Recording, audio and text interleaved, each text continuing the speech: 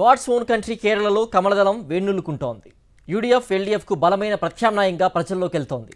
వచ్చేడాది assembly ఎన్నికలు జరగనున్న వేళ రాష్ట్రంలో బీజేపీకి బిగ్ బూస్ట్ లభించింది.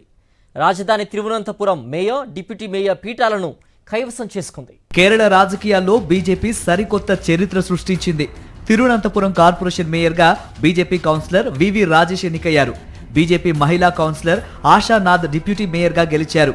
కేరళలో ఒక బీజేపీ నేత మేయర్ పీఠాన్ని అధిరోహించడం ఇదే తొలిసారి. 101 మంది సభ్యులున్న తిరువనంతపురం కార్పొరేషన్ లో బీజేపీకి చెందిన 50 మంది కౌన్సిలర్లతో పాటు ఓ స్వతంత్ర సభ్యుడు వివి రాజేష్ కు మద్దతిచ్చారు.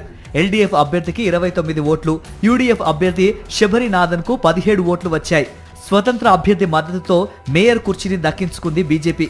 ఫలితాల ప్రకటన తర్వాత వివి రాజేష్ మేయర్ గా ప్రమాణ స్వీకారం చేశారు. దీంతో తిరువనంతపురం కార్పొరేషన్ పై 45 ఏళ్ల సిపిఎం ఆధిపత్యానికి తెరపడినట్లయింది. వచ్చే ఏడాది కేరళ అసెంబ్లీ ఎన్నికలు జరగనున్న వేళ తిరువనంతపురం కార్పొరేషన్ లో బీజేపీ గెలుపు ఆ పార్టీకి బిగ్ బూస్ట్ గా రాజకీయ పండితులు విశ్లేషిస్తున్నారు. 2024 లోక్సభ ఎన్నికల్లో రాష్ట్రంలో ఖాతా తెరిచిన బీజేపీ తొలిసారి కార్పొరేషన్ ను గెలుచుకుంది. ఇదే ఉత్సాహంతో అసెంబ్లీ ఎన్నికల్లోనూ సత్తా చాటుతామన్నారు Kerala BJP chief Rajeev Chandrasekhar. LDF, UDF కూటములతో విసిగిపోయిన రాష్ట్ర ప్రజలు బీజేపీని గెలిపించేందుకు సిద్ధంగా ఉన్నారని తెలిపారు. There is 100 days left for the assembly election, and certainly development is going to be a very, very important issue in the assembly election. Even though the CPM and the Congress will try and change the topic and distract people by bringing in fake narratives, we will stay on topic and we will make sure that people understand that the future of Kerala is about development and opportunities for every Malayali. కేరళలో గత 9 ఏళ్లుగా left అధికారంలో ఉంది.